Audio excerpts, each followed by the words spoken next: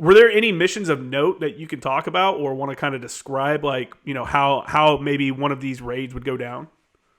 Yeah, I think one of the more, missions that was kind of like a wow, was definitely one we did in an area called Caligas, and I actually got wounded on that one. Mm. But that was, I kind of laugh, like, I say people like, the ugly American, we kind of draw lines on the map and like, well, that's how the world is. And well, maybe the local populace doesn't see it quite the same way we do. Mm-hmm. But we just did a really big offensive that summer to take this place called Shurike, which was on the western side of the Helmand River, which, is kind of like the eastern side. Coalition and Afghan forces kind of had good freedom of movement.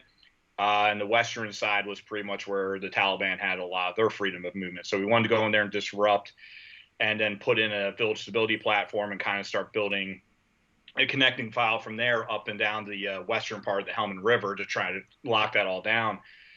So we got the Shurike was like a 10-day mission we were out there for. And then when we came back and we refit, we were going to go a little bit north, and it was supposed to be at a place called like Northern Shurike. So I remember we're flying in and we're coming in under fire, and we started intercepting some of the Taliban traffic, and you kind of even hear them saying like, why are they here? Like, don't they know this is like our capital type of thing? And you just start thinking at that moment, like, okay, we're earning our stories on this one. So as soon as we get out, I mean, I'll never forget, like the 160th guys are very confident pilots, and their crew are very good. But I saw the one side gunner who had one of the miniguns. I mean, his knee was popping as we're coming down, kind of like nervous, and I'm like, oh boy. So as a ground force commander, I'm the first one off the helo, and I get off, and we're flying in Chinook, so I get off the back ramp, and I remember I tripped, and like a round came over my head, and the guy in the minigun is just laying down hate into this area. And we just had Taliban maneuvering all over us, and we had a huge angel stack with all this aircraft above us, so they're doing their work and taking care of things, and you're just like, okay, like we're earning our stories on this one type of a mission. And we get in there, and we were just trading casualties back and forth with the Taliban. And that's when we realized we're in Kaligas. Like, we're showing, like, we're asking the Afghans, we're in Northern Shurike, and they had no idea what the heck Northern Shurike was. And I was like, okay, well, that's just us putting something on the map and saying it's real. Hmm.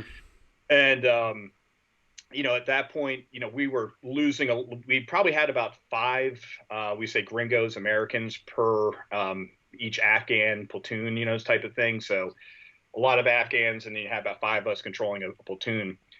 And we were just losing guys, like sending guys. I mean, I was calling so many Kazuvacs for both raiders and also for the Afghan commandos who were getting wounded. And it was probably like the second day or third day, and it was just during the afternoon, and a UGL round, an underbarrel grenade launcher, flew by my head. And I remember even saying the word, I even said fuck, but I definitely know I was thinking fuck, because you're like, they got me. I mean, it sounded like a fly ball going right by me, and cranked off. I got shrapnel all throughout my body. Hit our corpsman where he lost his part of his tricep, and then our one dog handler, it just went underneath his gear and into his stomach. So he dropped down right away. So we're dragging him in, and at this point, I mean, the amount of fire that was coming at us, I tell people the Helmand was like a triple canopy jungle that you're fighting in, just due to the Helmand River Valley. Mm-hmm.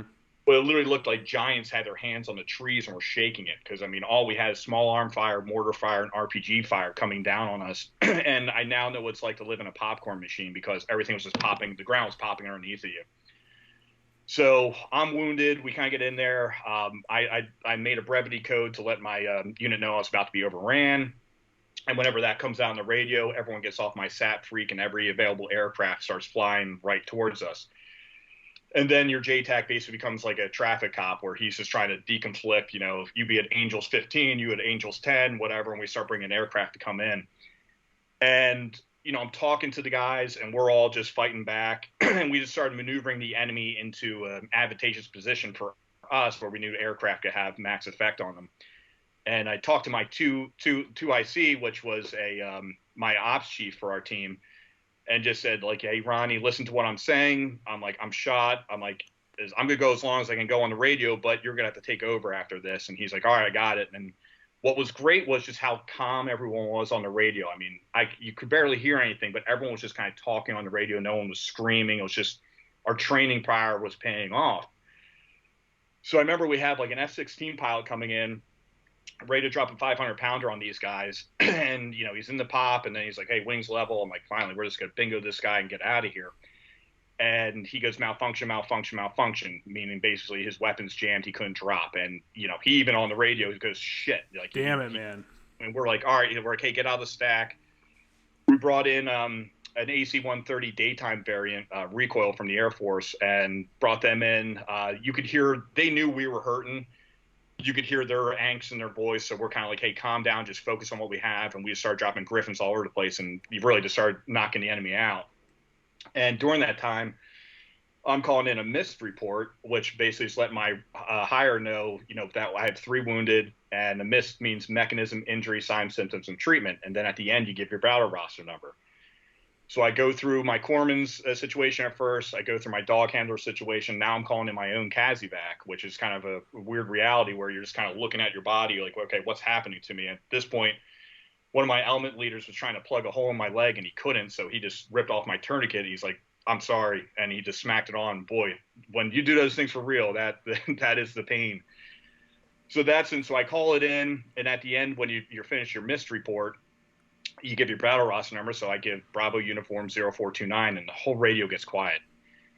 And they're like, say again. And I'm like, Bravo Uniform 0429. And they're like, and I'm like, hey, it's me. I'm in this. I'm going to keep going as long as I can, but I need you guys' help. And they were all over it. And then once we kind of destroyed the enemy and I could get our caches out of there, I got myself out of there. I just remember I'm hobbling out with some guys holding on to their arms, and I put my hand on a wall, and the wall collapsed, and like these like Afghan hornets come out and start stinging me. Oh my God. Like, you gotta be kidding me. So then like I hop on the helicopter, and I remember there's like two gringos left with that one platoon that we had. I mean, because we always had 3 positions out there.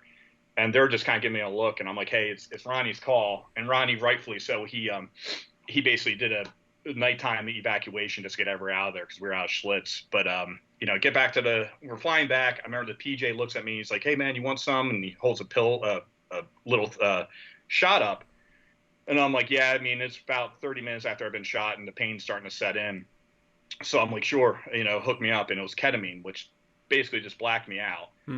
And I remember we're getting out. I have a big piece of hunk of metal on the side of my head. I'm like just jello getting out of the helicopter. And they pull me in and they take me in to get a CAT scan. And next thing you know, a British nurse walks in. She goes, I need to talk to Captain Buckley alone. So everyone walks out and she goes, do you have AIDS? And I'm like, no. And she's like, I was like, I literally was just tested before, we came on this deployment. She goes, okay, well, we got to test you for HIV. And I'm like, what are you talking about? She's like, well, one of the nurses was pulling you out and he sliced his hand on the metal on the side of your head and you guys bled into each other. And I'm like, Jesus. So I'm like, all right. So now they're pulling me in to get a surgery and they're looking at my left leg and they're like, hey, that leg doesn't look good. We might have to take it. And now I'm starting to think, okay, I've been shot. I've been stung. I'm getting tested for HIV, and now you might take my left leg. I'm like, listen, you take my left leg. When I wake up, I'm going to beat you to death with it. And they're like, okay, happy trails. And they just kind of gas me. And, next thing I wake up and, I got all my toes and all my fingers and all that. And, they're pretty much like, hey, you're going to go back home to America, which kind of, I did not really want to do. Mm-hmm. Luckily, my surgeon, he was an Army Ranger. And he's like, hey, what do you want to do? And I'm like, what are my options? He's like, they want to send you home, but you're my patient. If you want to stay, I got you. And I'm like, I'm staying. He goes, yeah, I knew you would say that. And he's like, hey, Captain Buckley's staying. They're like, well, this is Nagus, my patient. He's good. He's going to go back over to Camp Antonick, and we're going to keep going from there. And, they did obviously the initial surgery. They did another surgery 24 hours later. Gave me about a 48-hour break and brought me in for a third surgery. And then that's when they finally closed me up. And, I was back out on missions next week. I didn't miss a single mission. So a lot of great nurses and doctors there kind of got me back on my feet. Yeah. And unfortunately, the other 2 guys had to go home. I mean, one guy losing a tricep and our dog handler, he woke up like 2 weeks later. Like he went on a time warp. I mean, he just woke up and like one moment he's in Bethesda, then in Helmand, then he wakes up, he's in Bethesda and he's like, what the hell just happened? Type of thing. And they had to kind of explain everything to him. So, but those were kind of those typical missions. And, another mission I'll say that really kind of encompasses how volatile the Helmand province was. was we had one of the build stability platforms get into a counter ambush where they went out to an ambush mission. I remember that morning, I'm just working, I'm looking up at the merc chat. You see they had 3 KIA, and you're like, all right, good for them. And then I'm going to sleep, and one of my guys runs down, bangs on the door. It's like 7 in the morning, and he's like, hey, they're in a shitstorm up there, and they got 2 wounded. One gunshot wound to the neck, another gunshot wound to the shoulder, and you're just thinking, well, that gunshot wound to the neck doesn't sound very good. Mm-mm. And we went and we met those guys in the hospital. They both were okay. One ended up being paralyzed from it. But the build stability team, it was another Marine Raider team, they were stuck and they needed reinforcement. So they, our Special Operation Task Force, which was actually being ran by 1st Raided Battalion, was spinning up my team to go in there and do a QRF. And the powers that be at the 4-star level said, no, if you put Buckley in there, there's civilian casualty. He's going to cover for other Raiders. I mean, this is when the politics come in. Oh, my God. Really? They said that? Yep. And we're like, whoa, whoa, whoa. So he took a SEAL team from Kandahar. That was a commando team, and brought them in. And on that commando team happened to be now Representative Dan Crenshaw. And what happened was they come in. Our Special Operation Task Force, our Master Gunnery Sergeant, was basically trying to brief them, like, this is what you're going to be facing in the Helmand Province. And they're like, okay, got it. They get on the ground, and this is where I told you my buddy Bryan was awarded a Navy Cross for his actions, but the sun was about to come up, and these guys, you know, if you know the Helmand, you turn into a pumpkin when the sun comes up. I mean, that is their backyard, and they own it. Mm-hmm. So, you know, Bryan told them, he's like, hey guys, you got to go into a compound and do not walk through a doorway. Like, there will be an IED there waiting for you. And their interpreter stepped on the IED. He, you know, got messed up pretty bad, but all the shrapnel flew back, hit Dan in the face, and he almost lost both eyes, but he lost the one eye in that mission. And I remember his team commander called me up when they got back, and he was pretty pissed off. Kind of like, why weren't you on that? And I'm like, whoa. I'm like, these, not only, like, you know, did we want to be in it? Like, these guys are like my drinking buddies. Like, of course we wanted to go out there and help them. And I'd tell him what I heard. And he goes, yeah, I kind of heard that rumor too. And he went, man, is this what you guys face every day in the Helmand? And I'm like, every day. And he goes, holy shit. He's like, that place is just different. And it truly was.